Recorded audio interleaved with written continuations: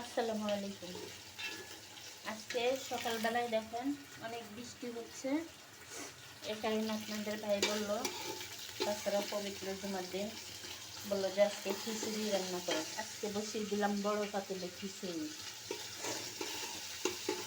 আজকে খিচুড়ি রান্না করব।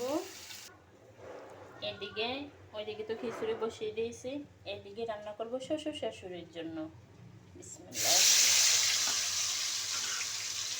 ওনাদের জন্য রান্না করব হলে আজকে মুরগিটা এভাবে ভালো করে কষিয়ে নেব। কষানোর পরে পোলার চাল দিয়ে বিরিয়ানি রান্না করব। যেহেতু ওনারা দুজন। আব্বা, মা, এই যে আমার শ্বশুর শাশুড়ি, এই যে শাশুড়ি দৌড় দিছে, এগুলো হলো আমার শ্বশুর শাশুড়ি।